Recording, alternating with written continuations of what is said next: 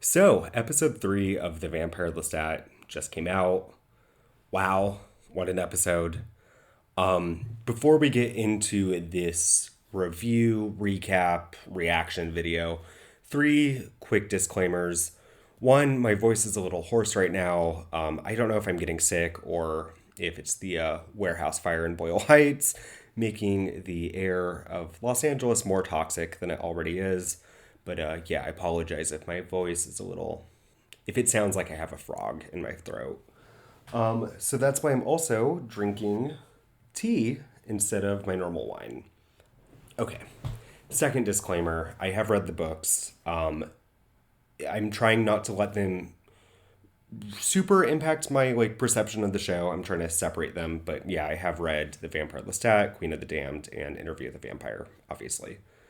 And third disclaimer, if you or anyone you know works for AMC or the show, just let them know. I love them, and please send me merch. I am an influencer. I'm calling myself an influencer now. Okay. And with that, let's get started. So I watched the episode 2 times. First time, just all the way through, no distractions. Second time, a little bit stoned and taking notes. So there are a couple things from the last episode I forgot to mention in my review, recap, reaction video, whatever I'm calling this. The first is Louis mentions to Daniel going to a diner and ordering a donut in order to pass. And yeah, I don't know, I thought that was a really cool detail. The show has such an interesting relationship with queerness and with this idea of passing and vampire as a metaphor for being LGBTQ plus. I'm not sure what that is, but it is interesting, and I do eventually want to analyze that aspect of it more. Okay, the other thing is Lestat in episode 2 mentions Baby Jinx as an oracle. You know, when she's saying he'll die, he'll die, he'll definitely die, and I'm like, oh, okay, because this is all a recounting of what happened.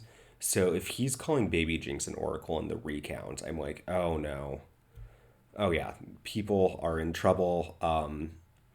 Yeah, I'll get more into the Baby Jinx stuff as the episode goes on. But yeah, just two things I wanted to note from the last episode.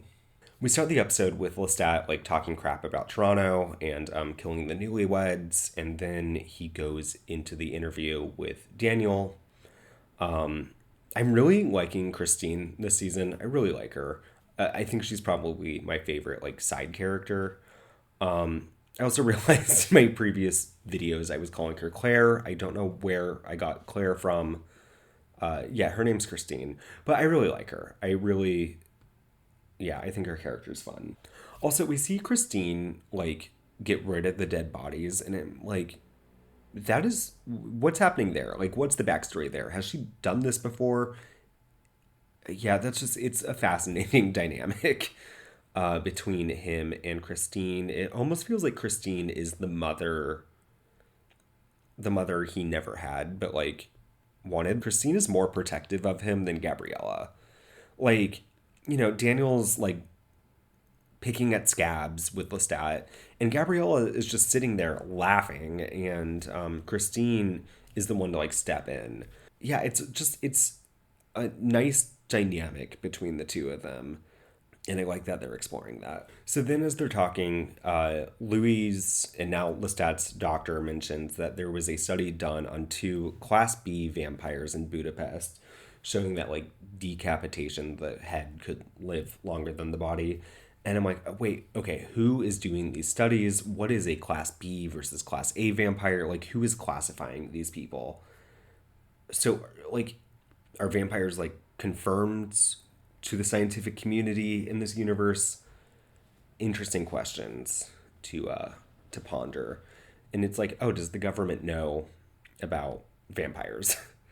I mean, probably, right? The files, the ones I'm talking about, the e-files. Yeah, I don't know. That was a lame joke. Also, Lestat had this quote about life being now an endless stream of influencer videos and Russian dash cams, and I thought that was good. I was like, oh yeah, I agree. I agree. I was worried earlier in the season that like the writers were like showing boomer tendencies, but with that, it was like, no, you're fair. That's right. That is life. That is everyone right now. So yeah, Lestat also talks about Daniel in his recounting of the failures and says, and I quote, Daniel led a brief incidental life as a vampire. And I'm like, okay, hold on. What do you mean by brief? Like, oh my God, are they going to kill Daniel? Because, like, he says brief incidental life. And then Baby Jinx also, when she's like floating above him, says, he'll die, she'll die, he'll definitely die, or something to that effect in reference to Daniel. And it's like, oh no, please don't kill off Daniel. Please don't kill off Daniel. Like, I think he brings something so special to the show that wasn't really there. Like, he was a character in the books, but like he wasn't as big of a part as in the show. I also think the writers use Daniel as a way to like interrogate their own writing. Like it's very dialectic, right? Like where you have one argument and you present the counter in order to like somehow find the truth. You have the character telling their story, then you have Daniel sort of negating it in order to get to the middle to get to the truth. And I do think Daniel, I don't know how to describe this other than like he might be a expression of their own fear about their own writing, where it's sort of like, oh, you can't make fun of me because I'm making fun of myself first, if that makes sense. But yeah, I'm like, oh no, is Daniel's death going to be like brutal? Like, is that kind of what they're like hinting towards? Because yeah, I'm nervous for my boy Danny M. Lestat has this line where Daniel keeps like picking at him and like talking about the stuttering, and was like, I've asked you this multiple times and you've given me the same answer. And the line is, yeah, it was just like this throwaway line. Must be important if I repeat it. It's so good. The writers write the dialogue just so amazingly. Like the dialogue is unlike anything I think in television right now because it isn't like realistic necessarily, but it is like heightened. And I think this is something they took over from their time in the theater. It reminds me of the quippy dialogue you see in a lot of like plays or early Hollywood. In early Hollywood and talkies, it was called like pitter patter, where it's kind of like da da da da da da da da. Like call and response, like where it's like someone will make a remark and then someone like uses wit with that remark. Like the dialogue is just very witty, and I don't think you see that often in television anymore. Because most TV writers, right, like they come from a television background where it's not necessarily the dialogue isn't necessarily the point. But versus like a play where it's like it's all about the dialogue, like the written word is the most important thing. And I think that's something really cool that Roland and all the other writers like bring to this that we don't necessarily see in other television. Like the dialogue in this is witty, the comebacks are sharp. Like, yeah, it's exceptional dialogue, exceptional writing on the dialogue. So then we come back to with Lestat, and he talks about the witches getting burned at the stake, and I think there's something pretty interesting to note here. Skip ahead 20 seconds if you haven't read the book. But he mentions how two of them were probably just like innocent bystanders, and then the two that were twins were definitely witches. If you've read the books, in Queen of the Damned, the two twins were witches. And they said how like witchcraft, I think, is genetic and oftentimes goes with twins. So I think there's something important here that they might flesh out later, either in this season or hopefully the next one. Hopefully, as in, I hope they get a next one. Please tell all of your friends to watch this. Please, the ratings need to go up. But yeah, it was a pretty important part of the book about the twin witches. So just file that away somewhere. I'm sure it's going to come up again. So then Daniel keeps like picking and like poking and prodding at Lestat and starts reading Lestat's own lyrics back to him. Like, the woo, ah, ah, ah. So Daniel in this is just like bullying Lestat like he did with Louis and Armand. And like normally that's like one of my favorite things about him is like he calls them out on their BS or like, kind of pushes back at like when it's a little ridiculous. But Lestat isn't Louis and Armand, he doesn't take it. Yeah, it just, there's something so sinister about Gabriella laughing while Daniel's doing all this. Like, I don't know. Gabriella is annoying the living hell out of me this episode. Oh my God. But yeah, no, I mean, it's really interesting what they're doing with like perception. Because like Gabriella almost acts as like the audience surrogate, right? Like the dialogue is funny. Like Daniel's making jokes at Lestat's expense. Like Lestat's making jokes at Daniel's expense. And we're laughing, but to hear the other character sort of like embody that, like the audience's reaction, because like Daniel is not doing this just for Lestat, like alone with an audience of like Rashid. No, he's doing it in front of these other characters, and the other characters are reacting. But yeah, it felt unsettling because it's like almost like they literally added in a laugh track, um, as like a call to like true romance or something. But like it's not a studio audience, it's Gabriella, like it's his mother laughing at him. It just, yeah, it feels very Freudian, very like subconscious, exemplified by her actually being there. I think the show's about a lot of things, but like sort of interrogating the idea of the truth is one of the things that it does the best. And Daniel in this episode, he's a journalist, but right now it just feels like he's doing this for spectacle, like for the shock and awe. That's why he has the camera, right? Like he's doing this to get a reaction in order to sell to whomever. So it does feel more exploitative than it does in when he's interviewing Louis. Because Louis called him back in, wanted the interview because he wanted to figure out like what happened, the truth, because he knew something was off. Versus Lestat, where it's like I feel like Lestat knows this is happening, knows it's exploitative, knows that Daniel's just using him for notoriety or for to make a spectacle out of Lestat. So Lestat's sort of like trying to control the narrative and make a spectacle out of himself first. Lestat knows Daniel published the book without Louis' permission. He knows Daniel isn't as scrupulous as some other journalists. Like he is doing this for like Daniel's basically turned into like a TMZ reporter in this. By doing this performance of like Frigg crying about stuttering, he's making fun of Daniel, but he's also in a way making fun of Louis, right? Like he's making fun of Louis' vulnerability with Daniel in the interview process. Like I think he's still sort of hurt by both of them, and both of them releasing the book. Well, Daniel releasing the book and Louis giving fodder for the book. And I think this is almost his way of getting his like revenge, right? Where it's like you'll get little glimpses behind the curtain, but you're not seeing the whole story. Versus Louis, where it was like he desperately wanted to see the whole story for his own sake. But I feel like Lestat knows his story, Lestat knows what he's been through. And to let people in on that, I think he's trying to navigate. Yeah, it's like, is this him trying to get revenge, or is he really trying to tell his own story? And I don't know.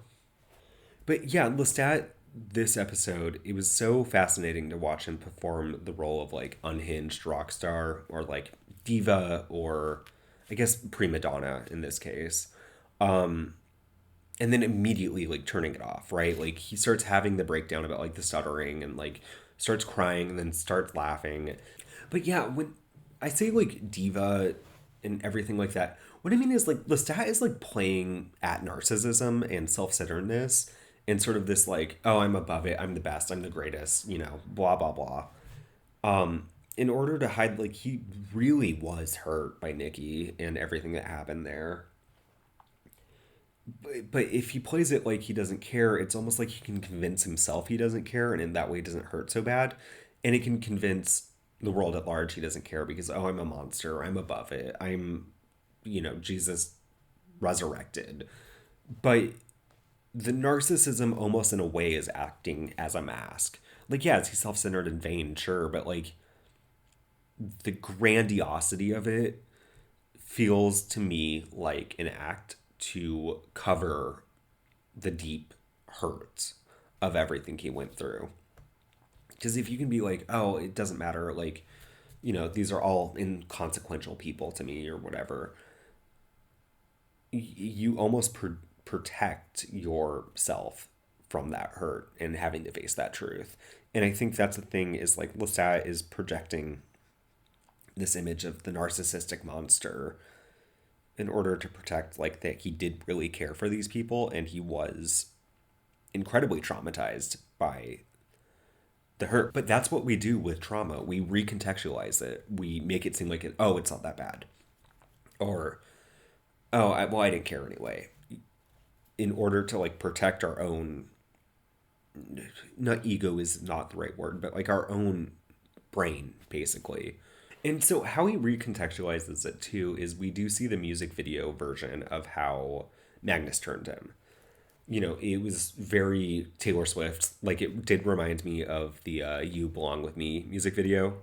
Also, in the video, I loved how Magnus sort of looked like the emo twink from Horton Hears a Who. I'll put it up the picture now. And then we actually see the real Magnus, and he's like horrifying. The character design on Magnus was phenomenal, and the acting on Magnus also was phenomenal. Like, it's so interesting how they could make a character seem so ridiculous in one scene and then so terrifying in the other. That was great. And it almost to me, it feels like Lestat almost has sympathy for him, right? Like in the books, he went from like hating and being terrified of Magnus to sort of like empathizing and sympathizing with him. And we kind of see that now where it's like, again, he has to recontextualize what happened to him. And the way he does that is by like justifying the actions the of the abuser. And yeah, I thought that was really well done. Sort of, it's the idea of like the Hollywood version versus like the true version. And that's something that the show explores.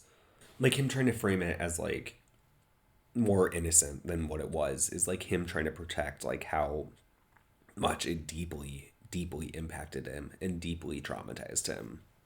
Yeah, and trying to empathize with your abuser, and trying to see where they're coming from. Like that's a classic way of how we deflect when we're faced with like trauma like that.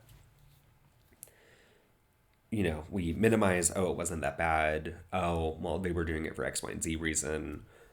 Blah, blah, blah, blah, blah.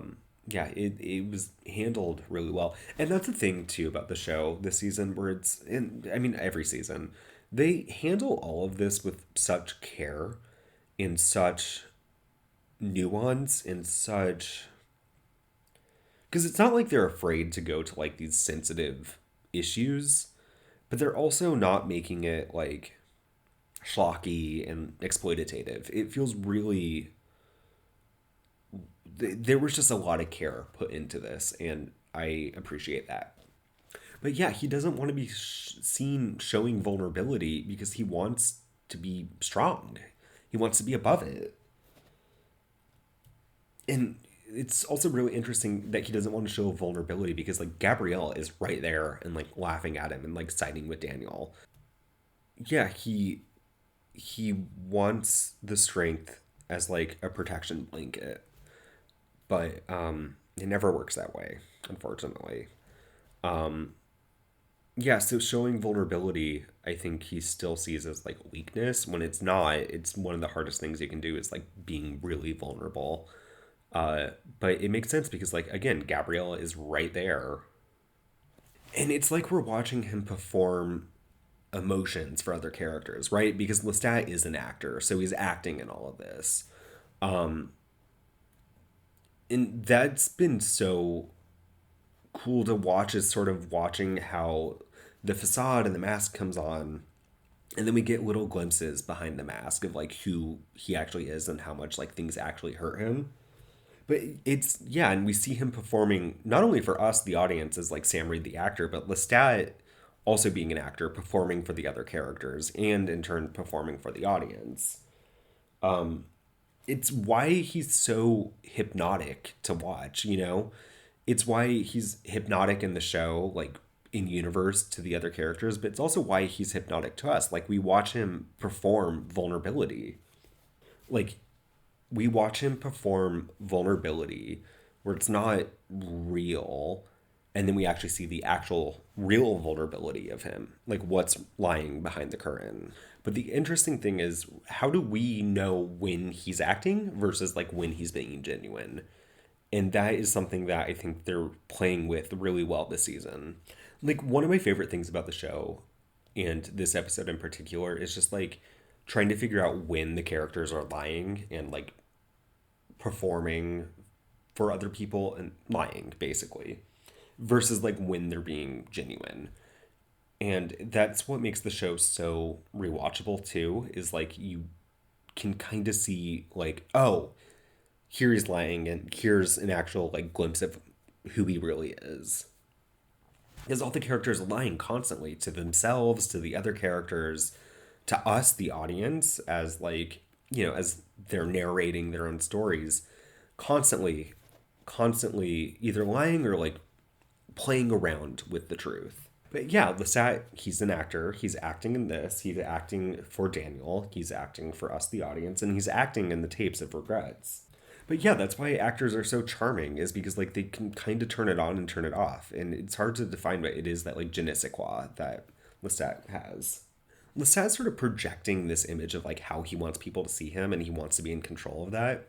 So it's like there are all these like different performances he's doing this episode. Like he wants to be in control of how people see him, and he wants to be in control of the framing, and he wants to be in control of his own projection of self. And he's not letting Daniel see through that until the very end of the episode, and then no one else sees it, just Daniel, which drives Daniel insane. But also, I do know a lot of actors, and a lot of them are just kind of like this. Like a lot of them do turn on emotions and then turn it off. Like it is, one of the benefits of being an actor, and there aren't many, but one of them is like you learn how to like play with emotions, and that's something he's doing here, and I love it. I absolutely love it. Again, Sam Reed is just killing it. There's also this tiny moment where Lestat like smiles at the guy handing him the iPad. I thought that was such a cool moment. Like Sam Reed had so much to do this episode, right? Like he's doing such amazing work. The way he can balance everything that is going on during the interview. Like normally in a scene, you have like one or two things that's like happening, and this it's like there's so much happening, right? Like there's Gabriella over here, there's Daniel Malloy over here. There's all these things. He's recounting his past. He's as an actor, this is so challenging to keep track of like five different things, and he's killing it. Like there's so many different moments where it's like just the scene to scene, moment to moment work is incredible. I don't know if he's Meisner trained, but the acting is just so alive and in the moment, where less capable actors, it would be like they would be getting overwhelmed in the scene because there's so much happening. But yeah, that moment where the guy hands him the iPad and he smiles, it's such a subtle detail and such a subtle moment, but like he's so in it the entire episode. Like he's so in the moment the entire episode, Sam is, and just kudos to him. Again, I think he should win an Emmy or a Tony or an Oscar or something. Also, just like watching Lestat talk at the like very beginning of the interview, oh my god, Sam Reed, I could watch, just read a dictionary. His voice is so perfect.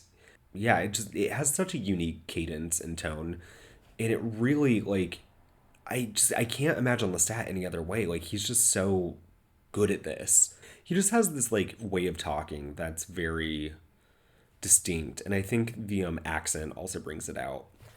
Speaking of the accent, it is also cool how the accent has faded compared to like season 1 and 2, because like Lestat's been living in America so long, so like naturally accents would fade. But yeah, I love how it's like still there, just like subtly more subtle than season 1 and 2. Also, this was a quick moment, but he did look at Gabriella when he was talking about his first love, Nikki. Oh, yeah, that was crazy. Also, he mentions Nikki having bipolar disorder, and I thought that was so heartbreaking. It was really, yeah, it was really well done. The actor playing Nikki was great. That scene where it's like, "Can you make me a man, Lestat?" or can you teach me to be a man, Lestat?" That was chef's kiss. That was great. I guess my only criticism of the episode is like I just wish we could have gotten like the extended version. Like this felt very truncated, and I wish we could see like Lestat and Nikki from the rise and the fall of the relationship instead of the clips of beginning, climax, end, right? Like if we had more time in the season, I feel like it could have been, not that it needed to be fleshed out, like we got the point, but it could have been explored more. And yeah, I think that's my only criticism of the episode. It's just like it was so good, it was so well done. I just wish we got more of it. But I guess that is Lestat's character. Like he's only giving us glimpses into his past and not the whole thing. Yeah, but Nikki having the breakdown, that was so horrifying and so raw, and the actor did amazing. And I thought it was well done too, how they kind of showed his mania without it being like, whoa, I'm crazy. Like they showed what mania can look like, and it's heightened because he's a vampire. But yeah, it was really heartbreaking watching those scenes. Oh my god, yeah, Nikki cutting off his hand was horrifying. Him playing with the hand was so disturbing. And I'm glad it didn't feel cheesy, and I'm glad it didn't feel like it felt horrifying, and it had the severity that you'd expect with something like this versus like I don't know, in less capable hands it could have been like I am a crazy person. Ah. But this it was really, yeah, just awful. And like in a good way, in a dramatic way. It was awful. Lestat reacting to it was so heartbreaking, and it's like you do see where this character is coming from. And like Lestat, I think, still blames himself for Nikki, right? Like he said he kept Nikki's music box as a reminder that he destroyed him, but it's like you destroy him, or was it his own mental illness that did it? But Lestat still blames himself for that.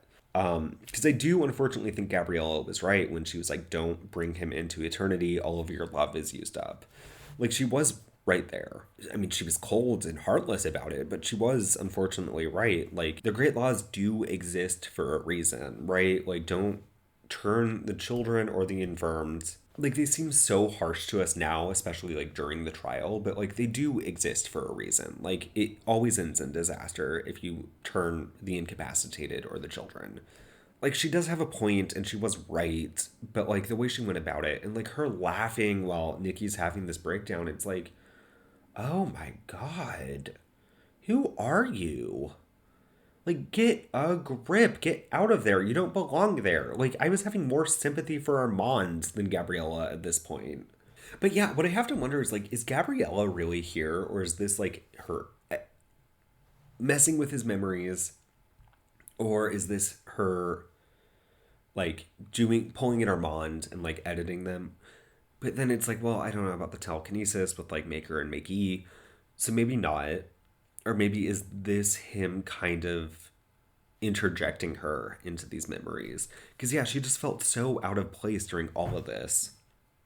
Again, that horrifying breakdown scene with Armand and Lestat like trying to figure it out, and then Gabriella just like cackling in the background. It's like, oh my god, get a, ugh, hated it, hate. Oh, and then Gabriella like reading Nikki's mind and saying everything Nikki was going to say before Nikki does. It's like, girl, what is your damage? Like, what's your problem? Get a grip. Ugh, I'm so sick of her. Like, she's definitely the villain of the season. And my theory is that, like, she might be the one behind the Great Conversion. Because she brings it up to Daniel again, the Great Conversion. What do you think of it? I feel like that might be where they're going. Like, she might be the ringleader behind this, like, Great Conversion. And that would be something that's really interesting. Like, him her being the real villain of the season and Lestat having to defeat her, I think could be fascinating. Oh my god. Okay, Gabriella making Yarda wear the wig while they're and she's shrieking like a banshee. I am so sick of Gabriella. Like, like her in the show. I don't know. I'm just so annoyed by her. Yarda's like doing it and just being like, what the hell? But he still keeps doing it. That was funny. Also, love Lestat and Armand being like two bitchy theater gays to each other. Like, that was really funny. The scene in the box, again, it's like, Gabriella, why are you third wheeling? Get out of there. But also, I do think Armand's version and Lestat's version, I don't think either one of them is necessarily right. I do think like the real version of what happened is somewhere in the middle. Armand's being like, Lestat, I love you, and Lestat being like, Christ. I was like, that's so funny, and I laughed out loud at that moment, but I don't think that happened. I think that is Lestat.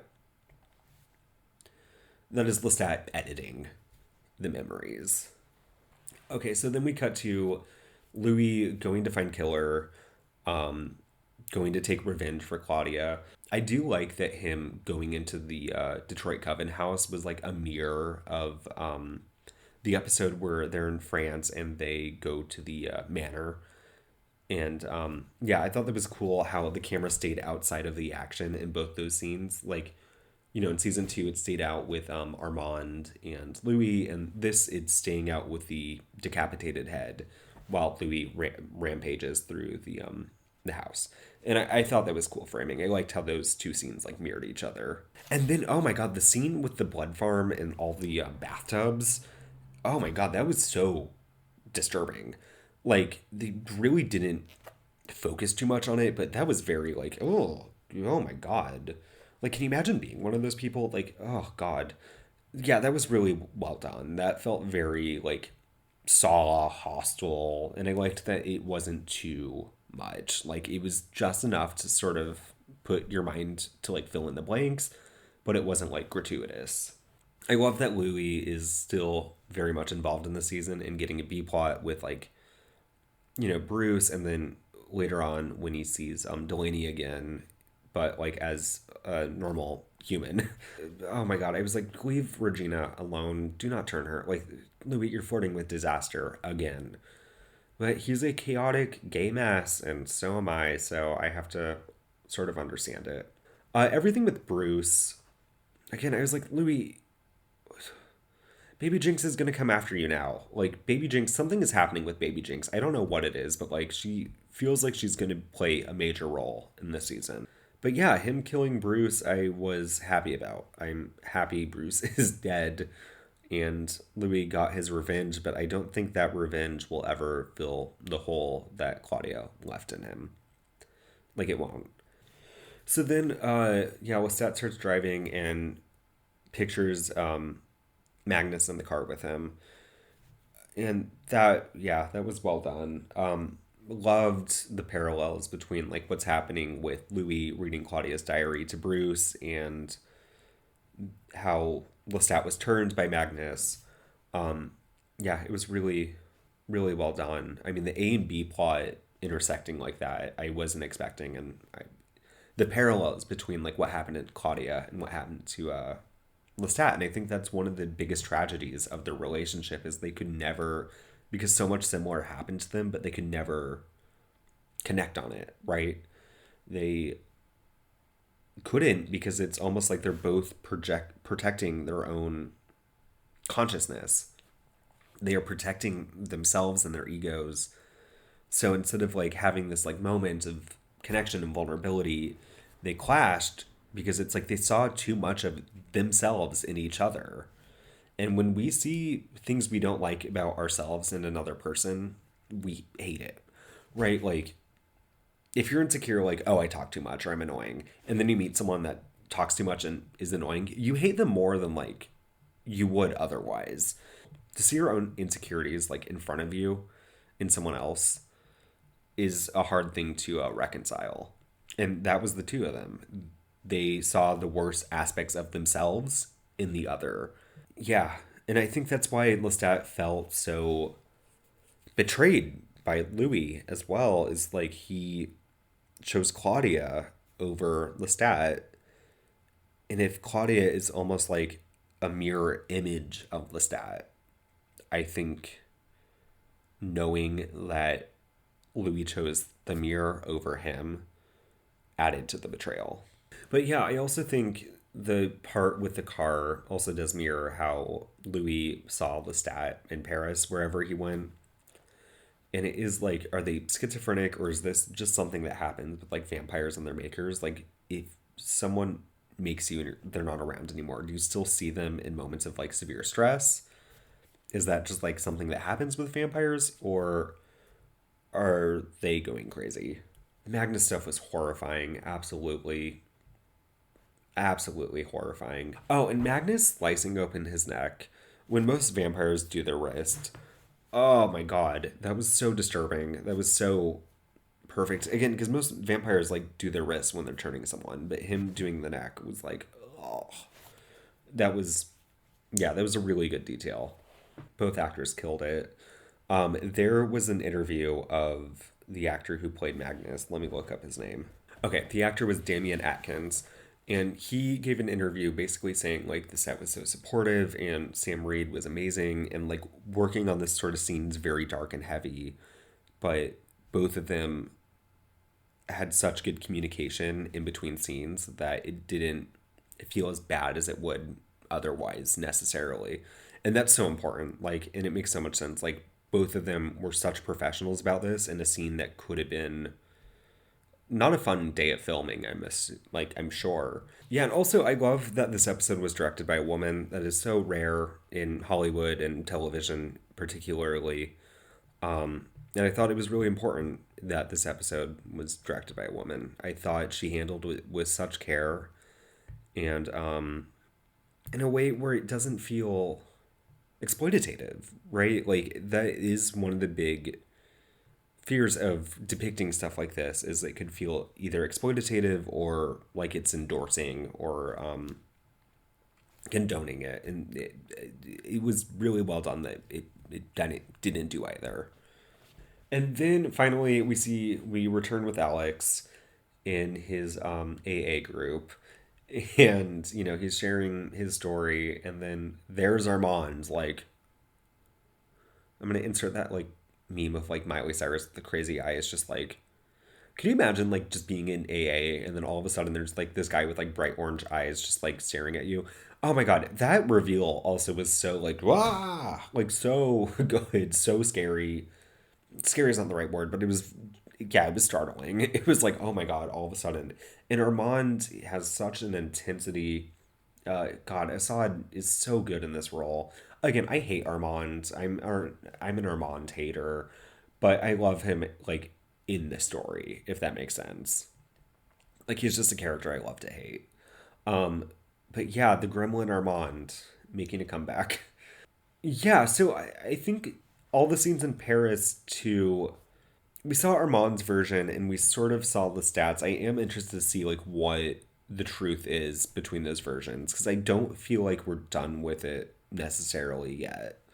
Like, I feel like there's going to be some big reveal or something of like what actually happened. But yeah, this has been my favorite episode by far of the season.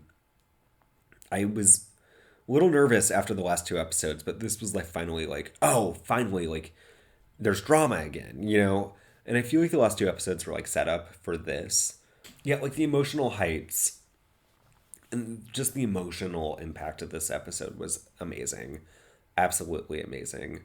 Yeah, and the way they're playing with narrative this season too is just fascinating. Like, I'm really excited to see where the rest of the season goes. This episode I would give 5 out of 5. I feel like that covered it. Well, follow me on Instagram, link below. Like and subscribe if you haven't already. But yeah, like and subscribe. Help me get that AMC merch. That sweet, sweet AMC merch.